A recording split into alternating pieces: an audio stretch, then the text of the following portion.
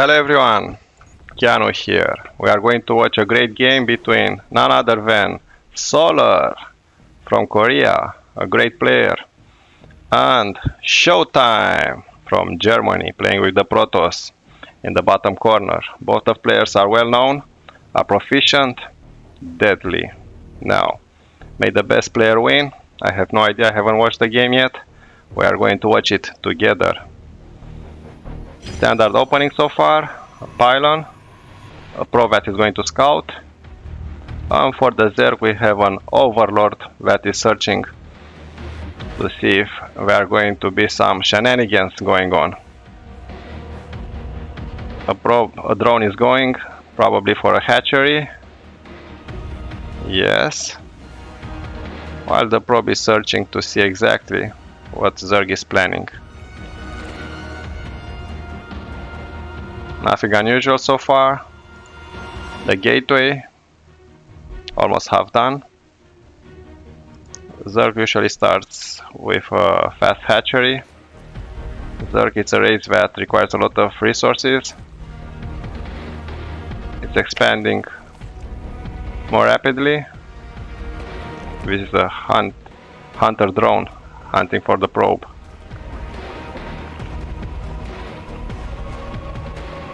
And going back to work. The spawning pool is here to block. You see, this is what good players are doing. Even a little bit of mineral they are stealing to deny a Zerling from their opponents. In the meantime, the gateway is ready. A cybernetic core is being added and a new nexus for the Protoss. The probe is still going around, trying to poke to see what is happening, to be annoying as much as possible. The second hatchery is almost done. Immediately, a queen is being started here as well. And the overlord sees exactly what is happening. Now an adept is being chrono boosted. That's the ability for the Protoss units to produce faster an unit. So all you have to do is to go to the nexus, and here you have the ability to chrono boost any structure.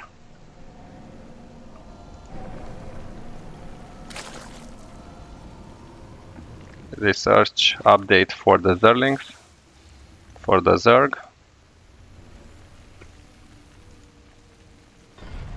Another hatchery is being acquired.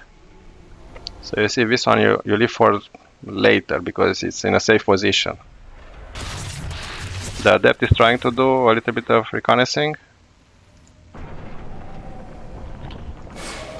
0 kills.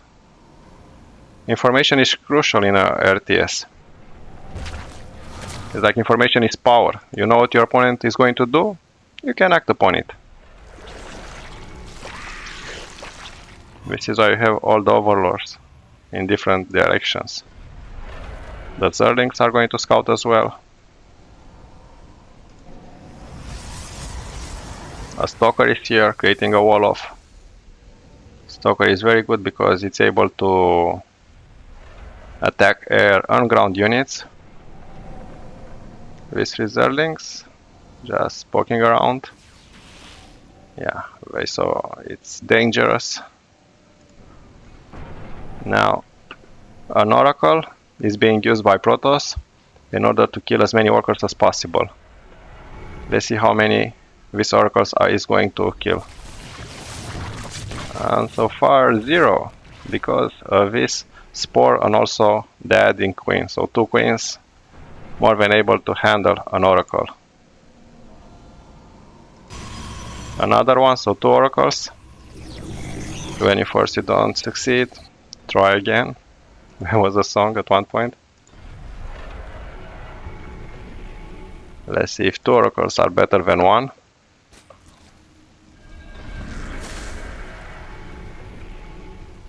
And 4 queens are better than 2, so an oracle is already dead. In the meantime, a nexus in a safe position. You can see here you have only 1 Vespian gas that you can extract. and slightly few minerals. Here we have two. Nice try, Zerlings.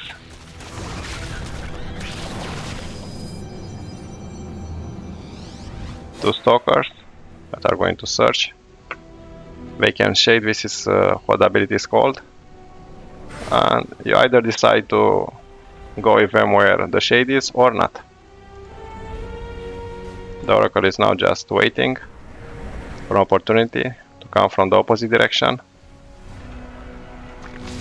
But Solar is ready. Another spore here, one here. 2 queens here, 4 queens. Yeah, that's zero chance. In terms of workers, not a that big difference. In terms of supply, usually it's normal for Zerg to have more units. In terms of army, Solar is doing better. But Protoss and Zerg both are extremely powerful races, depends on the player.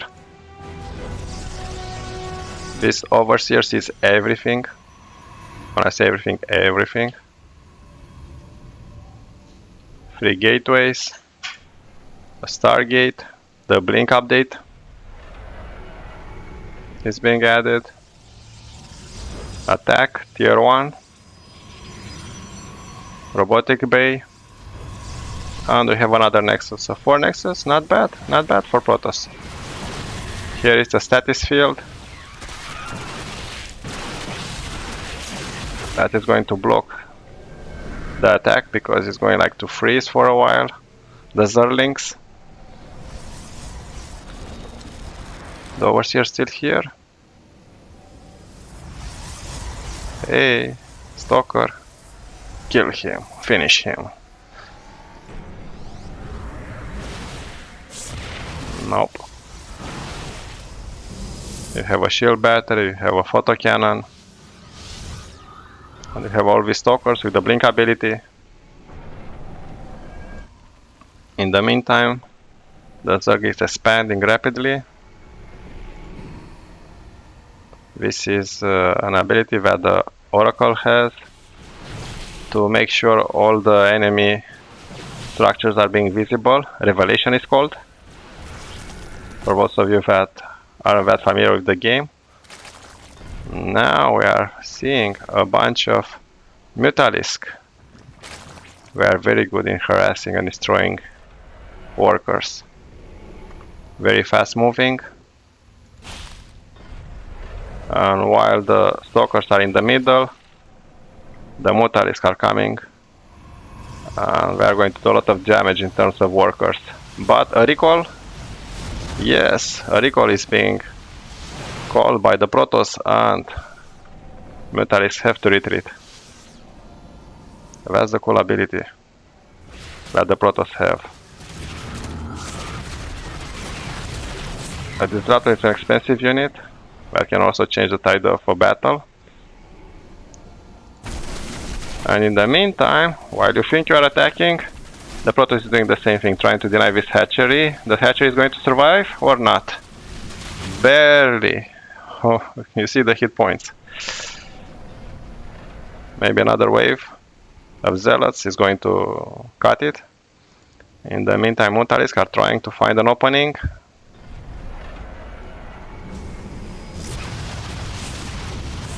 Some workers are being killed, but it's not worth it.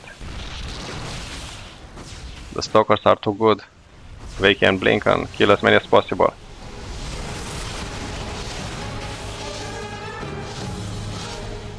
The Zerlings, Roaches, we'll wait for the swarm to be able to kill Merciless, but you see this observer? It sees everything. Oops, it used to. Not anymore. Who is going to win? I don't know. I don't want to make any predictions. It's pretty close. This status field is huge. It's not only denying these units, but also blocking.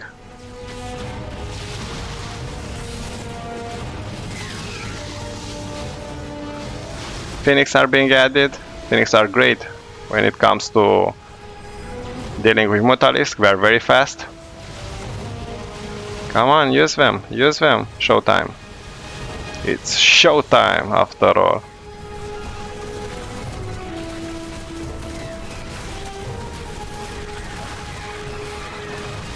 Yeah, the Disruptor is surviving. Barely, but surviving. 3 kills on this Stalker. 4 kills. 8 kills. Oh, that's a lot. In the meantime,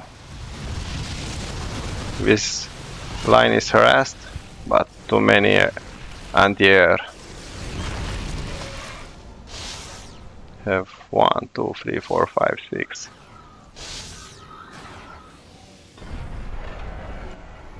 We're going again for the kill. 3, 4 workers. I don't know if it's worth it.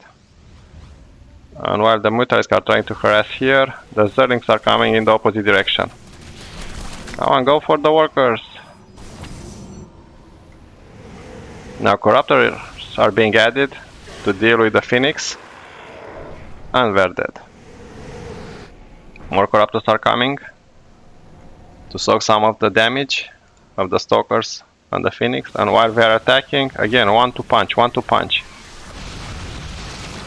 You see? This is how you do it. And here we have a special unit, a Dark Templar. They can see, they cannot be seen for regular units, except if there is an Overseer.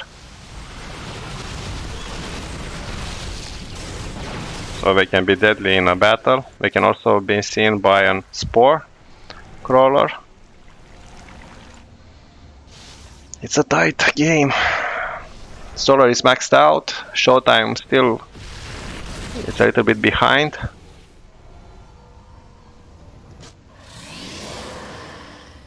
This is excellent. So, researching to increase the level of your units is something that it's a must do. To increase the shield, the attack.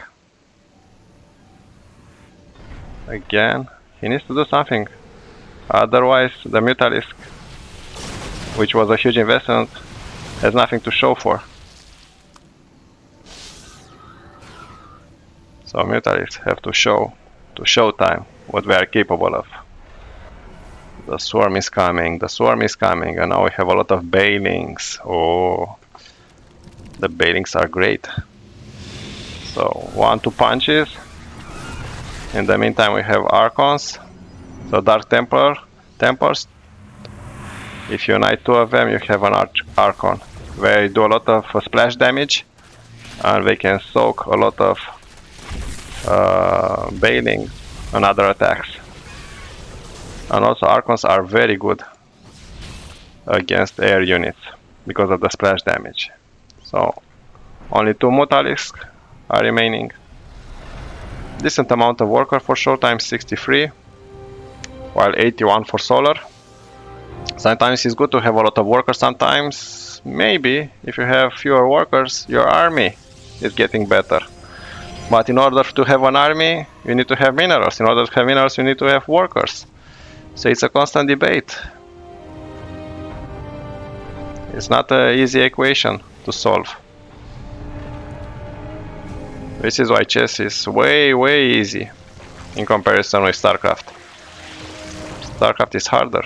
You need to have a lot of split-second decisions. Now, the surrounding is being tried.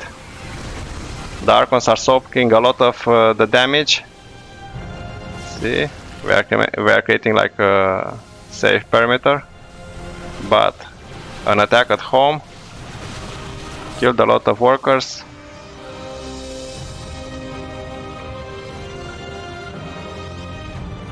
More Archons? How many we have? 1, 2, 3, 4, 5, 6, 7, 8, 9, 10 Archons.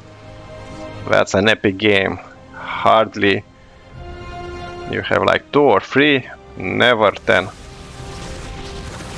A surround, but look at them creating a wall of Archons. Soaking all the damage. But some of the Bailings survived. Now the supply for the army, it's even. But Protoss have the advantage of better units, better quality units. Don't get me wrong, the queens are good, but not against Archons.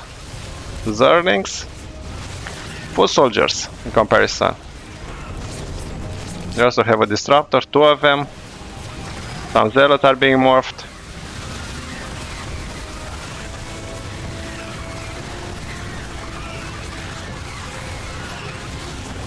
Four Archons remaining. The army solar is getting smaller and smaller. Another warpin of Dark Templars. Let's see. More Archons.